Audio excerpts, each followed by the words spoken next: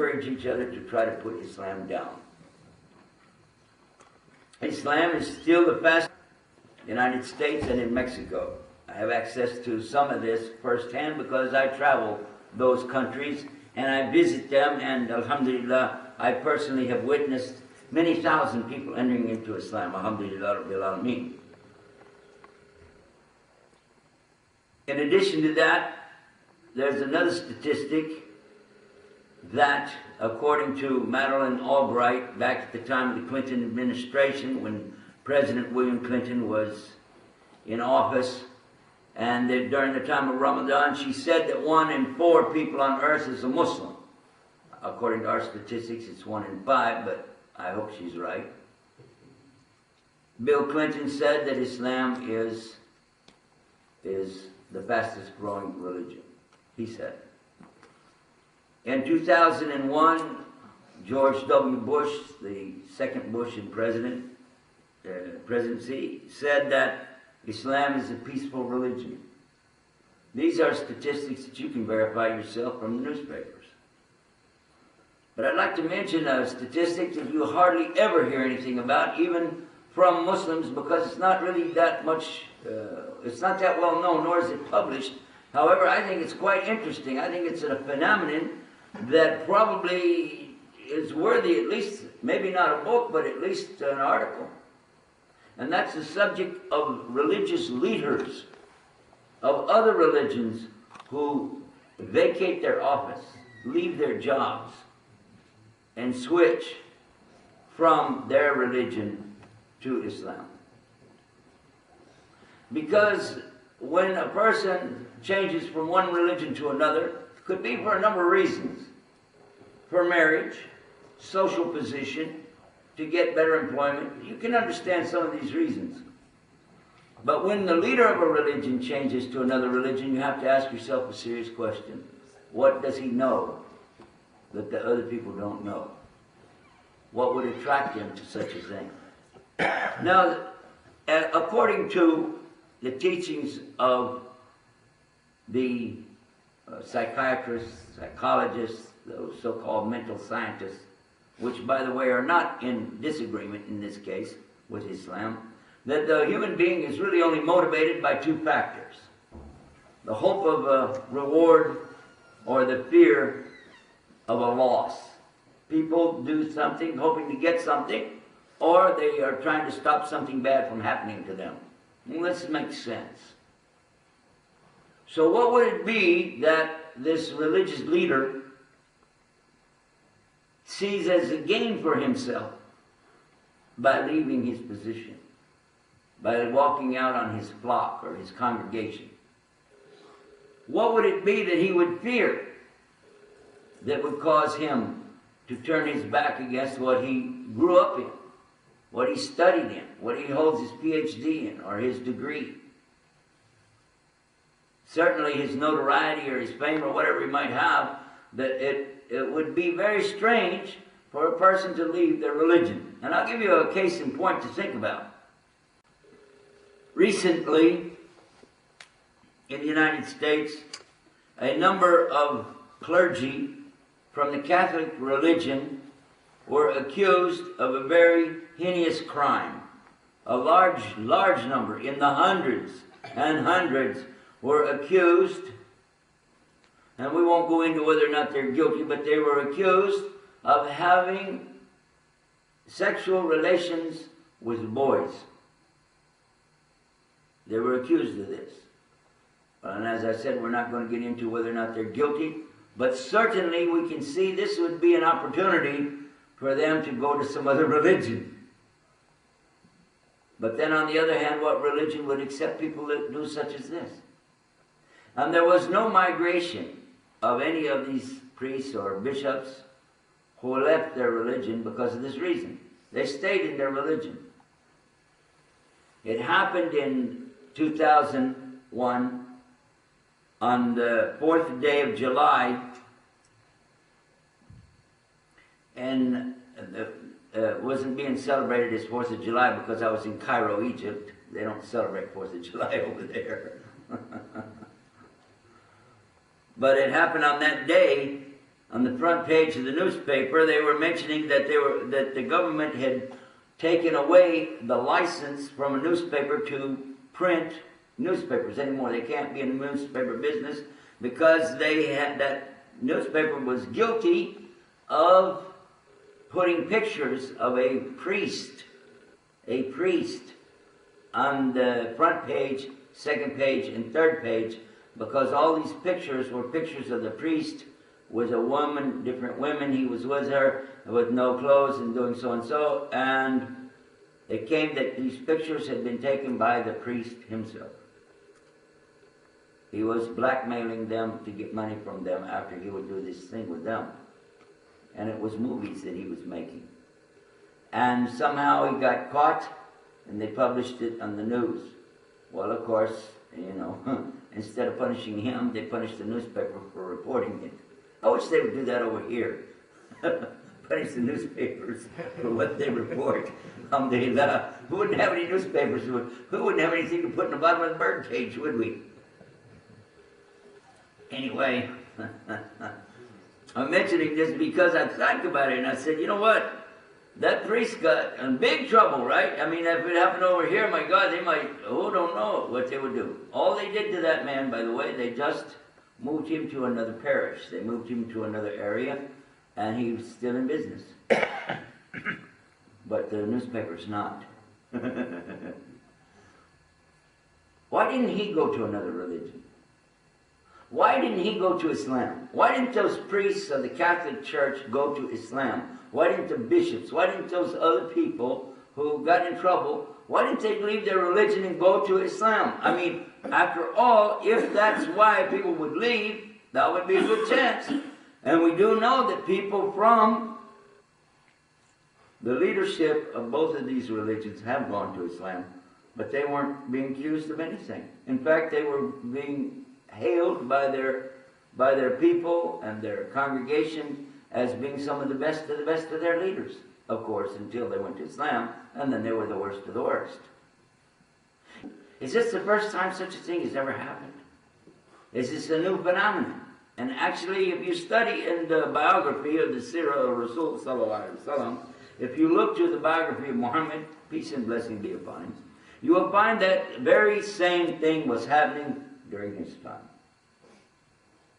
There was a person by the name of Abdullah bin Salam, and he was one of the best of the scholars of the Jewish religion in Medina at the time of the messengership of Muhammad sallallahu alaihi wasallam, 1400 years ago.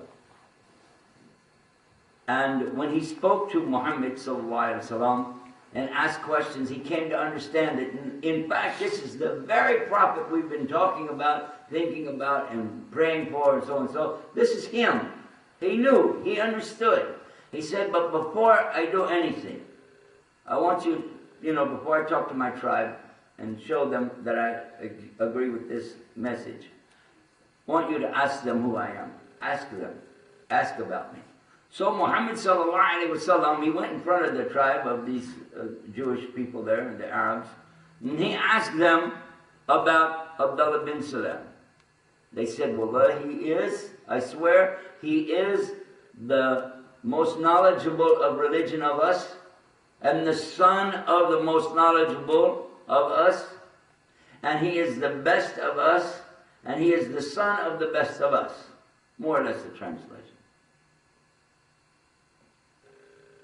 And so it was asked to them, well, what would you say if he went to the religion of Muhammad? What if he decided he wanted to do that? They said, may Allah save him from this.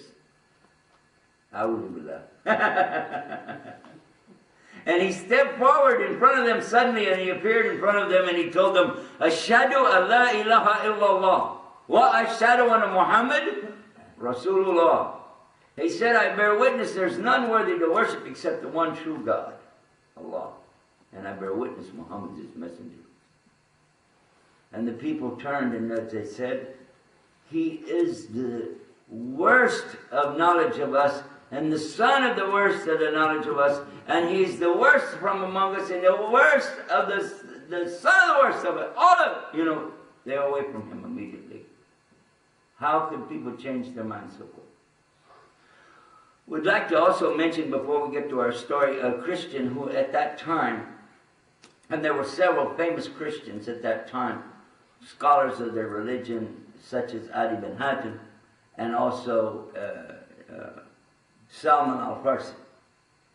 And these people had actually, Salman al-Farsi had traveled from a scholar of Christianity to scholar, and lived with them until they died. And they would always send him to somebody else before they passed away, until the last one sent him straight to Muhammad sallallahu alaihi wasallam and said, we heard about the prophet in the desert, you need to go check it out.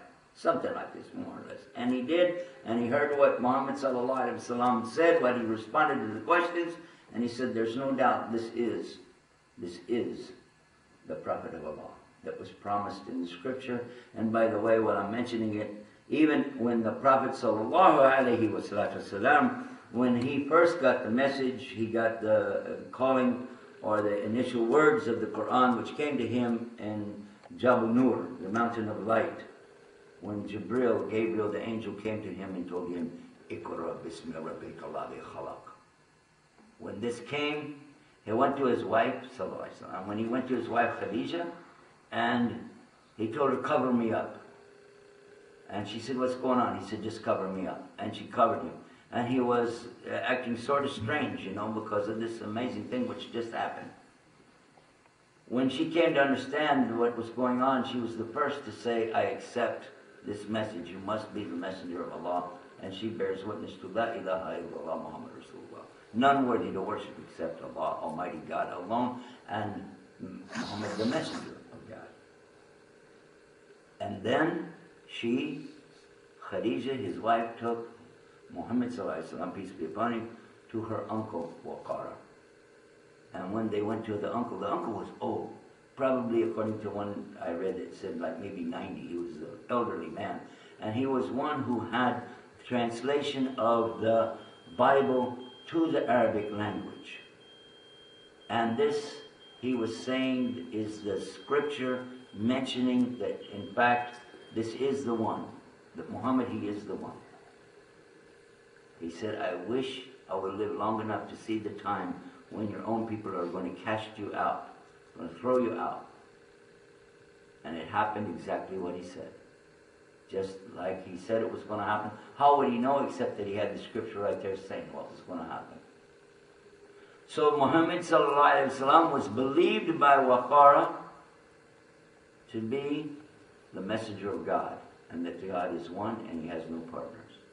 It was believed by Abdullah bin Salam, Adi bin Hatim, and also by Salman al-Farsi to be the messenger of God, and the message is La ilaha illallah, none worthy to worship except Allah. On and on until today. Until this day when we're sitting here now, and I'm still getting email from people who say, you know, I used to be a priest. I was a preacher. A woman said I was a nun. She came up to me in California, I was a nun, and now, alhamdulillah, I came to Islam. My own personal experiences have shown me that many of the religious leaders, those who are trying to get the closest to God, come over in the most beautiful way, across a beautiful bridge. A bridge of hidayah or guidance that brings them from this path of trying to get to Allah through Christianity and coming straight on over to the message of La ilaha illallah. Many people ask me, how did you come to Islam? And so today, inshallah, I will try to give you just a brief introduction to that subject, and may Allah guide me to say the words that are pleasing to Him, and may He prevent me from saying things which will misguide. And it comes about something like this. It was in the early part of 1991 that my father, who was an ordained minister, but also a businessman, came to me in his house one time, and he said to me, you know what? I'm starting to do business, and we're going to be doing business with a man. He's from Egypt. And I said, well, that's a good idea. You know, that sounds fantastic. He said, yeah, we're going to be bringing some import stuff. We're going to do so and so. I said, this is a good idea. I'm thinking, you know, pyramids, Sphinx, Nile River, Cleopatra, or whatever that's worth. My father said, oh, yeah, and he's a Muslim. I said, a what? Oh, no way, Dad. This doesn't work. Because from our preacher friends, we had heard a lot of things against the Muslim religion, and how it is they don't even believe in God. And I reminded him, I said, you know, they're terrorists, they're hijackers, kidnappers, all of them, bombers and terrorists. And we don't need anything to do with these people. They don't believe in God. They're worshiping a black box out in the desert. They don't believe anything worthwhile, and they're kissing the ground 5 times a day. And my father said, no, you got to meet this man. He's so nice. He's very nice. I said, I'm not going to do it. My father insisted, and I said, all right, well, I'll do it my way. But my way is to go to church, and I'll come straight from church. It has to be on a Sunday. He said, okay, we can do that. And I want to meet him in our business place. He said, okay, we can do that. And I said, I'm going to go to church. I'm going to get really charged up from all of the, good stuff. And I'm going to have my hat that said, Jesus is Lord. I'll have my salib, my cross with me. I'll have my book, my Bible. My wife, the born-again Christian, she'll be with me. And we'll get in here. We're going to, defend the American Christian religion here, so to speak. I was anticipating that we're going to meet, Ayatollah Khomeini. This was the one we knew the most about, was Islam. You see these Shiite Muslims, and they were, wearing these black turbans and cloaks on them and long dresses and big beards. And so I imagine this is going to be somebody with a sword or something, Place of business, and my father said, here he is. And I looked and I said, this is the man. He's just normal looking. He has regular clothes. He doesn't have a beard. He didn't have any hair at all. And I said, this is this, And I met him. What's your name? Muhammad. Very nice. And I told him my name. I said, by the way, do you believe in God? Immediately I'm in the subject of religion, because of course I have to defend the religion. And he said, yeah. And I said, oh, I thought they didn't believe in God, And he said, well, yeah. And I asked him about Abraham. He said, yeah, he believed in Abraham. And I started telling the story of Ismail and Ishaq, Isaac and Ishmael. Only, of course, the Christian Bible has it backwards. It said his oldest son was sacrificed, or, but it then has a comment. It said, which was Isaac. Somebody must have added that, His oldest son was sacrificed, which was Isaac. And that's what it says in Genesis, by the way. And if you read the story, that wasn't his oldest son. It already told you the oldest son was who. But this is immaterial. The man didn't argue with me on the point, by the way. In fact, all the time I knew him, he never, ever debated with me about anything. I debated with him. I tried my best to get him in a debate. And I would win every debate. Because I wouldn't take anything I didn't know the subject, I feel like I'm really accomplished at arguing. But in reality, he won. Because I agreed, let's have this man come and do business with us. And in fact, after I saw him for a while, I liked his personality, his way. I said, we need to save him, My father told me leave him alone, he's fine like he is. I said, no, I got to save this man. And I asked my father, could he come and live with us? My father said, all right. So we invited him to live with us. And I said, but I don't want to insult him, so let's charge him a small amount that we know he can afford, because I think maybe he's miskeen, poor, because he told me he wanted to stay in his mosque for a while. That was during Ramadan, you see. And I thought, oh my God, he must be, anybody stays in a church, oh my God, they're poor, And I said, oh, I thought he was, somebody, he's a geologist, he's all these things, but he's staying in a mosque, oh my God. So I invited him to come live with us, and he said, are you sure? I said, yeah. It cost you $15 a week. He said, okay. I said, but he'll include the food. Because I don't want to lose him, right? And he said, okay. And I didn't want to scratch his dignity, though. I wanted to make it look nice. And so he accepted. But on his side, he has money. He doesn't need that. But he's looking at me like, what is this guy doing, So he accepted, and he came, and he stayed with us.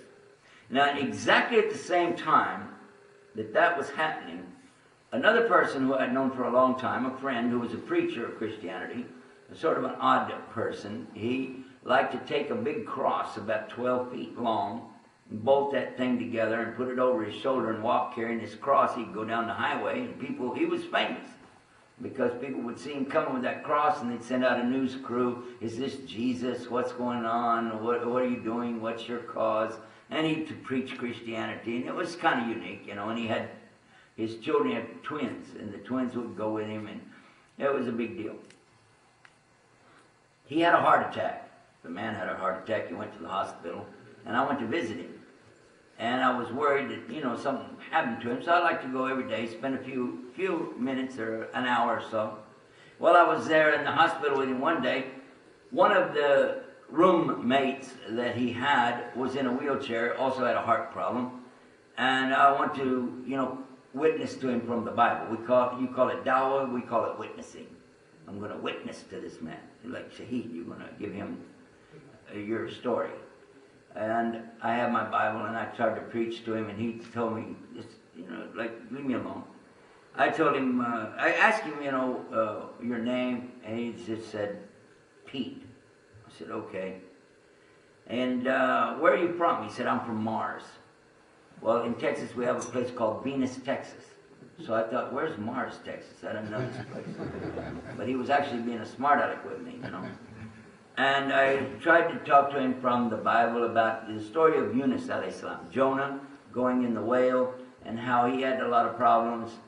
And, you know, all humans have problems is a test. And he's saying, yeah, I understand what you're saying. And finally he said, I'm sorry I was a smart aleck with you. And he said, I have a confession to make to you. And I said, hold on, I'm a preacher, I'm not a priest, I don't do confession. Because in Catholic religion, every week you need to go to the priest, you sit in a room, little tiny room next to him and a little door in between, and you say, bless me, Father, for I have sinned. And he said, how long has it been since your last confession? And you tell him that, and then he said, tell me everything that happened since your last confession. And they confess everything. So, no, I'm not a priest. He said, I know. He said, I am. He said, I'm Father Peter Jacobs. And I was amazed. What in the world? You know, this is a priest? Oh my God. I'm sorry. And he said, no, it's quite all right, you know. And we became friends. And then when I would go to visit, I would go and visit both my friend who was the born-again preacher and the priest in the same room. Same room. Amazing. So I decided this is my chance. So I will take my friend Muhammad over there, and there'll be a preacher, a born-again, and a priest in the same room. We'll have this guy. So I brought Muhammad into my little trap. You know what? My friend with the cross, he didn't even want to talk to him. A Muslim, oh, they wouldn't speak. The priest would talk to him, though. The priest was very nice. He would talk to him. And I found, by the way, the Catholic priests are some of the nicest people to talk to. Even they know about Islam and everything. They're the easiest of all of the religious leaders that I found. There's others too, but I found a lot of them to be pretty good. And I have some videotape of it, but that's not our subject right now. It happened next that the priest got out of the hospital and he had nowhere to go. So I contacted him, invited him to come and live with us out there in the country in my dad's big house, and he accepted and he came. Now think about it, I've got Muhammad living with us, and he's in our house, and now I've got a priest living with us, and we're not Catholic, we're Protestant. My father's an ordained minister, so, you know, this is something. I'm preaching Christianity. All of us are in some kind of business except the priest, you know. So it seems like we can get something going here. And sure, we can get this poor Muslim out of this dumb thing that he must be in and get him to the right way. So every night we will sit around the table, and I'm going to explain to him through, you know, the Bible, what's the right way. My father, of course, he has his Bible. In fact, my father had many Bibles. I still have them. And my father has the King James Version that he likes. But I had Revised Standard Version, which doesn't have the same verses in it. And it's saying that King James has too many mistakes. Grave errors is the term that it uses with reference to King James. And the publishers have already made another translation of King James. It's called the New King James Version of the Bible. Then my wife has another version. I think she had something like the Good News for Modern Man Bible, or else I had one too, I don't know. And the priest, he's sitting there, he has another Bible. The Catholic Bible has 73 books in it. The Protestant Bible has 66. You don't even have to ask, is it the same book? If you don't even have the same books in it, never mind. There's no argument here, is there? And so we're trying to discuss Bibles, and our friend from Egypt is just sitting there smiling. We sit there after a meal at night and we're talking to him. It was not one night, many nights we were trying to, show him the light of Christianity. And we would get into it, and then finally I asked him, I said, well, let me ask you about that book you got, that Quran thing that you have. How many versions is there of that? He said, actually, it's only in the Arabic. If it's translated, it's not considered the Quran anymore. So in the Arabic, there's only one, and we have the original. So what? Oh, no, he didn't say what, no, just keep going. He didn't say that. He did not say what I just heard, and if he did, he's lying. It's not possible. How, when we have over 5,000 different copies or manuscripts, none of them are exactly alike, but they all confirm that there was an original. That's one of our stories. And that the Bible is not exactly the Word of God. It's the inspired Word of man from God. All kind of answers we have like that. But this man just said, we have it. That's it. We have it. We have the Quran. Well, what? He didn't say that. I was talking to the priest one time about this subject. Just he and I are discussing the subject. He said, actually, we know about Islam. I said, how? He said, it's something that we have to study as priests. And then since then, I've met many priests that confirmed the same thing. In fact, when I was in Karachi, Pakistan, I met Father, his name is Father D'Souza, who is the priest and the director of the high school at St. Patrick's Cathedral in Karachi. And I have him on tape with the videotape, and we made a program there. And he said that he holds a degree, a PhD in Christianity, Doctor of Christianity, but he's a double doctorate. He has his other doctorate in Islam. And you can listen to the tape for yourself and hear the mistakes he makes about Islam, and I will tell you he makes a mistake about Christianity. I don't see how he has a degree in either one. But that's the same thing, that the Catholics have been studying Islam since Islam came. By the way, it's amazing. And that's the subject of priests and preachers coming to Islam. You're listening to Islam Tomorrow. We're broadcasting live all the way from the masjid here in Flint, Michigan. If you just came online and you don't know what's going on, I'll just tell you that we're talking about the subject of priests and preachers that enter Islam. And we're trying to determine why that happens. What is this phenomenon, and where are we going with that? And for a rebroadcast of this and other programs, you can visit our internet websites at islamtoday.com. I'm sorry, old habit. islamtomorrow.com and adly.net, adly.net. I mentioned to you that all of this came at a time when I had a lot of other things going on in my life. I was really being tested by Allah. But I really felt like I wanted to honestly and openly preach Christianity, to preach the message of God, and get as close to God as I could. And if I could have found clothes like this white thobe, and so on, at that time I probably would have worn it because I wanted to be like Jesus. I did, because I thought he was such a great and wonderful person, and I still believe that as a Muslim. I have no doubt about that. And that if I could be like him, I would like to do that. And that is how I felt at that time, and still do. The priest asked Muhammad if he could go with him and visit the Muslim church, the mosque. So Muhammad agreed, and they went. And when the priest came back, we took him aside and we said, okay, what do they do, Did they like sacrifice chickens or kill little, goats or something? Or, what kind of strange things did they do? He said, actually, some men came in the afternoon and they stood in a row and they prayed and then they left. He said, and nothing else. I said, what kind of music did they have? He said, they didn't have any music.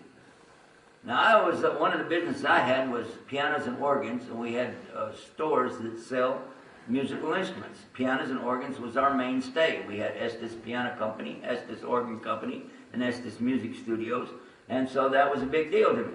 And I said, how in the world are you going to worship God without any music? Well, that didn't even make any sense. I was a music minister at the Church of God in Wichita Falls. I mean, you know, come on. He said, no, they didn't have anything like that. It was all just like straight worship to God and leave. Well, that's confusing to me. Well, then one night we had a discussion about God. Who is God? And I'm trying to explain the Trinity. The subject of the Trinity comes up. Now, if you know about the Trinity, Trinity is the concept in Christianity. God is one, but at the same time he has three distinct something inside of his Godhead that are all different, but they're one at the same time. And how do you explain 1 equals 3? And this is a phenomenon that they've been trying to deal with for 1800 years. Because it didn't really start until the 2nd century when they really got into this subject of how God can be three and one at the same time. The one who actually originated the concept, just as he was dying, before he died, he said, actually, it doesn't work. And he threw the whole idea out for himself, but the other people kept going with it. One of the things that we did, and they told me, and I used the example, was that it's like an apple. The apple has a skin on the outside, it has meat on the inside, seeds on the inside. 3 things, 1 apple. But when you think about it, it could have different seeds, and then right away it could become, 15 or 12 or some other number, because it's not just 111, it's a different number. So that doesn't make sense. Another thing, you could open it up, could have a worm in it. Now what is that? I mean, where are you going to go with that story? And you're comparing God to an apple. God Almighty, the creator, the sustainer of the universe. And you compare him to an apple. Then I mentioned this to my cross-carrying friend. He didn't like this. He said it's like the egg. The egg is having the shell. Inside the shell is the white. Inside of the white is the yellow. So these 3 things make 1 egg. There's no problem here. You compare God to an egg. And what if the egg is a double yolk? God becomes 4. And if you ever had the experience of opening up eggs, sometimes they're rotten. I don't want a God that's rotten. I don't want a God with a worm. It doesn't work. Somebody else, a young man, was telling me, don't you know you're a preacher? Don't you know? Look. He said, you see me? I'm 1. My wife is 1 and my son is 1. 1, 1, 1. We're 1, 1, and 1. And we're one family. So 1 plus 1 plus 1 equals 1. And by the way, I don't want people with this kind of thinking doing my income tax, do you? Anyway, that's another thought, isn't it? So we asked Muhammad one time, I never forget him asking him about this. Look what he said. When we asked him, what do you say and how is God with you and what's going on with that? And he said, our book tells us real clear. Don't say salat. Don't say 3. Trinity is mentioned in the Quran, and it's saying there is no Trinity. Don't believe in it, and tell the Christian that it would be better for them if they don't say that. Leave off saying 3.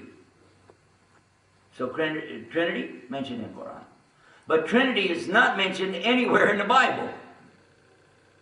And while we're on the subject, the word Bible is not mentioned in the Bible. But Bible is mentioned in Quran. It confirms that the Bible really came from Allah. And if you don't believe that, you can't be a Muslim. You have to believe in what was revealed before. Suhuf Ibrahim wa Musa, the books of Abraham and Moses, the scrolls that were sent to them. You have to believe in the Torah of Moses. You have to believe in the Zabur, the Psalms of David. You have to believe in the Injil or the Evangel or the good news, the gospel of Jesus the Christ. And he's called Jesus the Christ. Messiah. Messiah means the Christ. Messiah, which is Ibn Maryam, the son of Mary. Now, subhanAllah, look at this confirmation. Islam is saying nice things about the Christians. Many nice things. One, it said the closest to you in belief you'll find from the Christians. Those who worship Allah day and night. And that's priests, isn't it? Priests are really, many of them are sincere. They're trying their best to worship God. And when they say, God, guide me, look what can happen. And that's our subject. That's what we're talking about. So the next thing that happens, the priest goes back again. And by the way, we had many subjects. My wife, my father, myself, the priest, my stepmother, even my two little daughters. We're trying to include them. They're too small to talk, but we're trying to make something nice, you know, let them understand religion is something good. And of course, our friend Muhammad. One day the priest asked, "Can I go to your mosque again with you?" He said, "Okay." This day he took him in early, and they didn't come back all day. And we worried because they didn't come back, and it was nighttime. And we lived in the country, and we worried about people being gone that long, and then all of a sudden, here he comes back. He pulled up in the driveway. He got out of the car, and I looked out there, and I said, "What's going on?" I recognized Muhammad right away, but who is that guy with him? Because the one with him is wearing a long white dress. He's got on a little white cap, you know. And I said, he looks kind of like that priest, you know, Father Peter Jacobs, you know. And when he got inside the house, I looked at him, I said, "Oh my God, Pete, did you become a Muslim?" He said, "Ashhadu an la ilaha illallah, ashhadu Muhammad Rasulullah."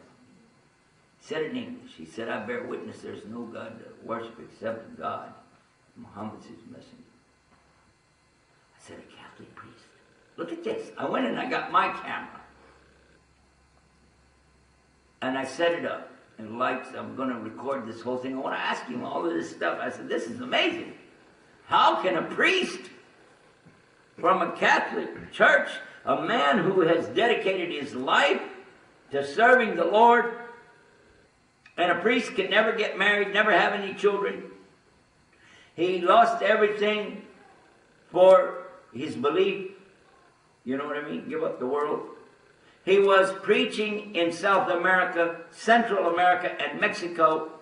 Even though he was Irish Catholic, he learned the Spanish language to try to call those people to Jesus, you know. How could he just go over to Islam? How? Good question. So that's why I wanted to make a film of it. By the time I got it all loaded up, ready to go, he fell sound asleep. And I never did get anything except him sitting with his head down like that. I went upstairs. We had the upstairs part of the house. And then I got up there. I started talking to my wife about it. It's pretty late at night, you know. I said, "You know, a Catholic priest going to Islam. And, you know, Islam looks like a bigger religion than we saw it. And Islam so-and-so." And finally she said to me, "I want a divorce." I said, "What?" "Talaq." I said, "Divorce. What's going on here now?" She's telling me that, you know, with all this subject on religion and so, and we're talking about it, looks like, you know, there's going to be some problem between her and I over religion. And I said, "Well, you don't have to worry about anything like this." And she said, "No, even a Muslim can't be married to a Christian." And I said, "Hold on. Number one, okay, I never said I want to be a Muslim. I'm talking about him, this guy." I said, "I don't have anything to do with that. I don't want to be a Muslim. I'm not anything with this. I'm just they're interested in the subject." And by the way, you remember number two, that Muhammad, what did he say? That this idea of a Christian and Muslim can't be married is only that a Muslim woman shouldn't be married to a Christian man. She said, "Actually, that's what I'm talking about. I want to be a Muslim." So I was so happy. I said, "Good, that makes an easy way for me to tell her, you know. Great." So I said, "The good news is, I too would like to be a Muslim." She just looked at me. No change of face. I said, "Really, I want to be a Muslim too. I just didn't know how to tell you." She said, "I don't believe you." I said, "No, what do you don't believe me? What do you mean?" She said, "Either you are lying right now, or you were lying a few minutes ago when you said you didn't want to be a Muslim. Which is? Either way, you're a liar." She caught me, huh? Whoa! She said, "Get out." So I'm leaving. I'm walking down the steps, you know, and I went, "Wait a minute. This is my father's house. Where I'm going?" These women from Texas, the South. She was from South Carolina, you know. They're tough. I don't know about Egyptian women. I don't know, but I know that Texas and Southern women are tough. She threw me out of my own house. I went and I woke up Muhammad and I took him outside. I said, you and me, we got to talk. You brought this in my house. I'm blaming him. But who invited him to come, by the way? I did. So we walked and we talked. We walked, I talked all night until the sun's coming up and he has to pray. And I knew it's something I have to do for myself. There were things I needed to get in order. Because in order to be a Muslim or to even know about Islam, one of the things is you must tell the truth. You must be honest, and you must get rid of whatever's deceitful around you, or you're not going to be guided. This is very important. And so I had to make necessary steps, which alhamdulillah I did. And then I put my head down on a piece of plywood outside where I thought nobody can see me except Allah. And I put my head down on that piece of plywood, facing what I think is maybe the direction, you know, of Mecca. And I said, oh God, if you're there, guide me. And I couldn't think of anything else to say. And I tried. I couldn't think of nothing else. That's it. I said, well, that wasn't a very big prayer, was it? And I got up from that and I looked around and I want to see a sign, you know. Maybe there'll be a rainbow.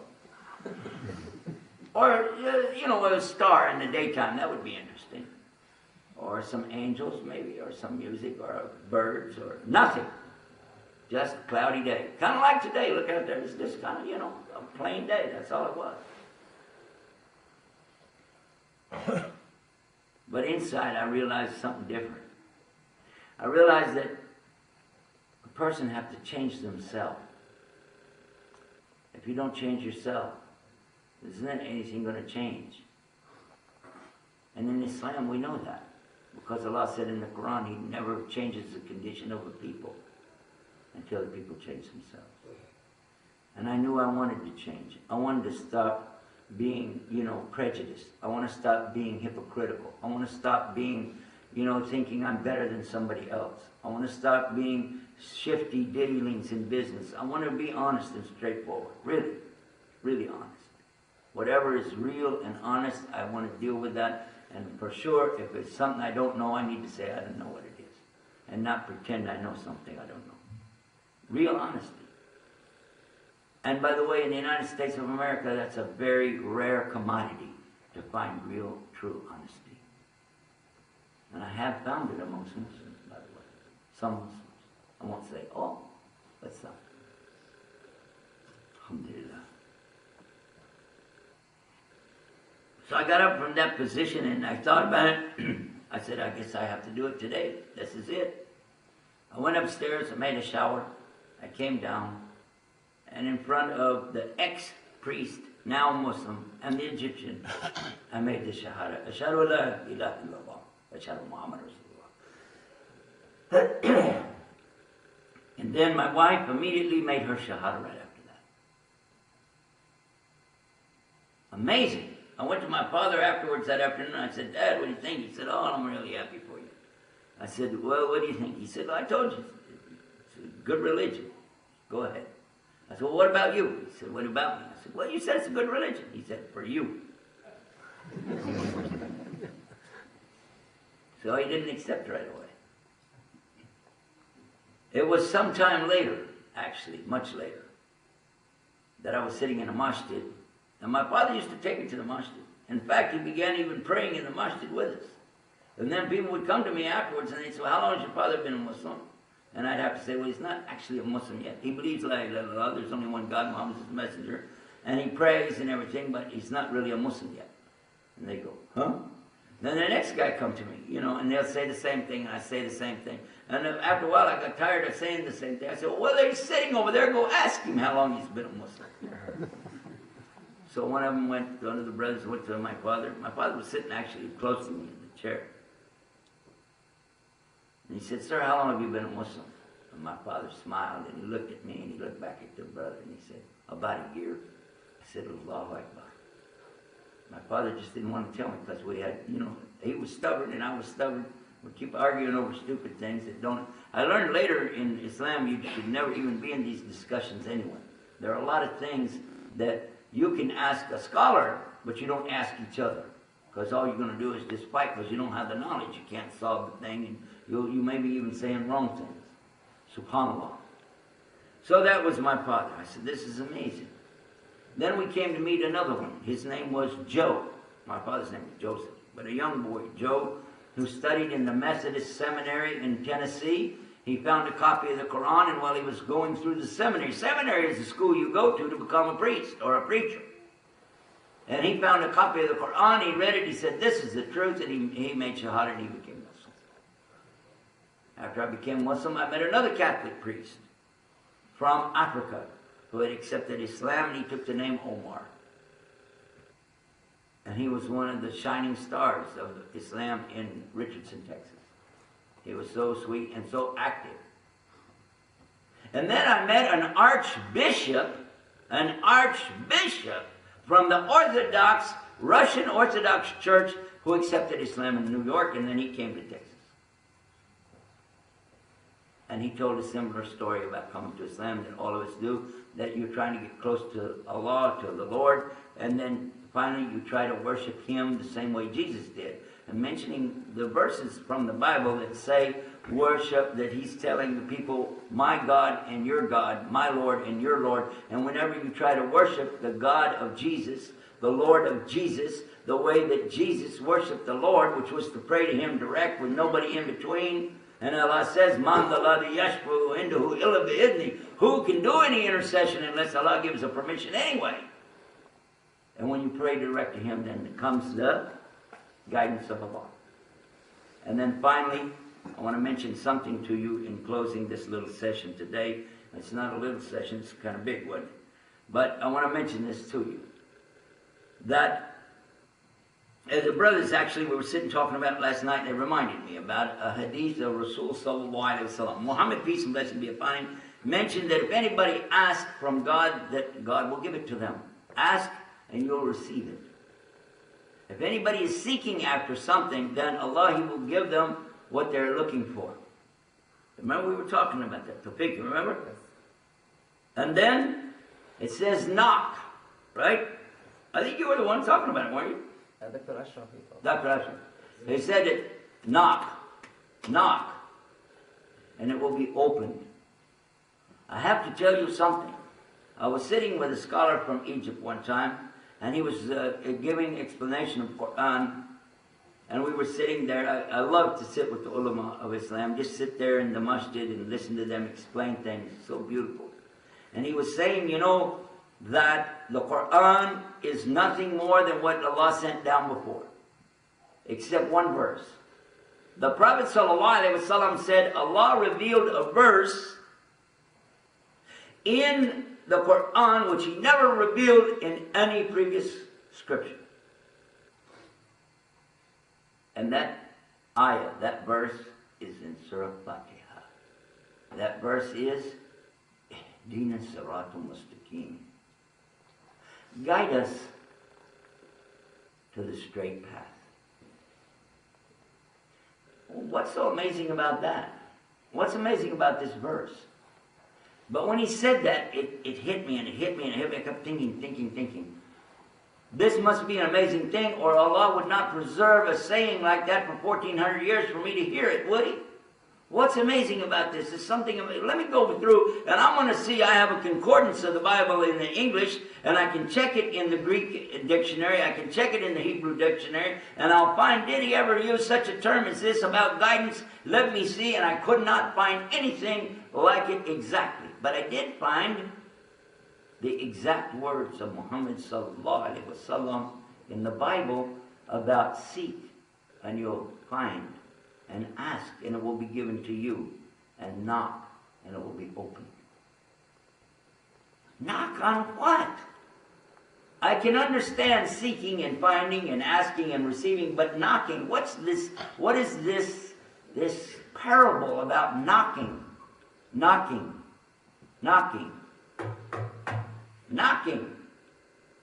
And opening.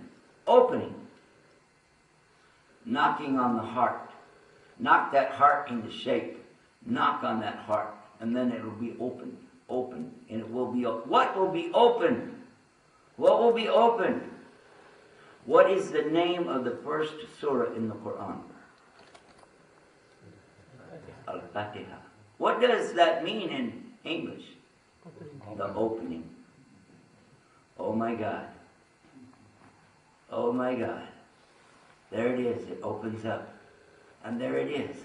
And it says, أعوذ بالله من الشيطان الرجيم بسم الله الرحمن الرحيم الحمد لله رب العالمين الرحمن الرحيم مالك يوم الدين إياك نعبد وإياك نستعين اهدنا الصراط المستقيم صراط الذين أنعمت عليهم غير المغضوب عليهم ولا الضالين.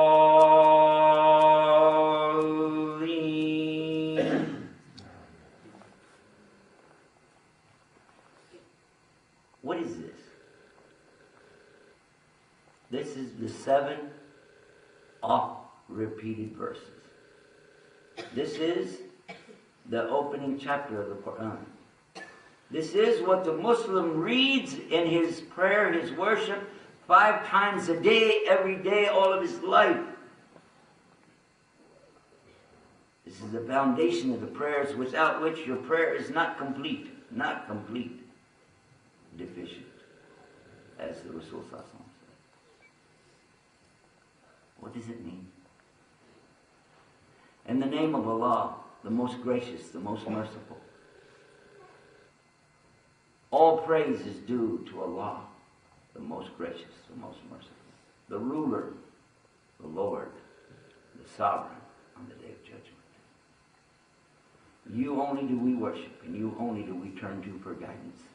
Guide us on the straight path, the path of those who have your favor, your nama, not the path of those who have your anger, nor those who go astray, misguided. Amen. Alhamdulillah, the praise is only to Allah, and guidance is only from above. And what I just said to you is actually in the Bible. And I call all of those who follow the book of Moses, the Jews, and the book of Jesus, the gospel, the Torah and the Injil. I call them to read their book and think what Allah said. And I call them to reflect on these words. And I call them to worship God alone without any partners, as it's mentioned in their own book as the first commandment, in the book of Exodus, chapter 20, and the book of Deuteronomy, chapter 6, clearly stating, thou shalt have no other gods beside God. Reflect on this. Think about this. Let Allah be your guide. Let Almighty God guide you as He guided me, as He guided Father Peter Jacobs, as He guided my father, and He guided Imam Siraj Wahaj, who used to be a minister for the Nation of Islam, and as He guided Adi bin Hatim and Abdul bin Salam and Salman al-Farsi, as He guided all the people. Ask for guidance from the one above. And if your heart's clean and sincere, then there's no doubt in my mind you'll be guided aright. But if there's something wrong with that heart, you're never going to make it. Because as Muhammad ﷺ said, there's a morsel of flesh in every body, in every person. That if that morsel of flesh is good, then the whole of the matter is good. But if it's bad, then the whole of the matter is corrupt, is rotten. And that morsel of flesh is the heart. And my friend that brought me to Islam told me one time that there's a part of the human being that is the heart. You must never scratch the dignity of a person. Don't hurt their heart. And there's nothing more loved by Allah than the heart of a Muslim. So may Allah make us of those people who submit to Him, surrender to Him, obey Him in sincerity with our hearts. And may He guide us and guide all the people to the truth. Ameen. And alhamdulillahi rabbil alameen, you have been listening to Islam Tomorrow. You visit us on the internet at www.islamtomorrow.com. Until next time, this is Yusuf Estes, reminding you that Allah is the guide. Al-Khayr. Call on Him and He'll answer your prayers. Assalamu alaikum wa rahmatullahi wa barakatuh.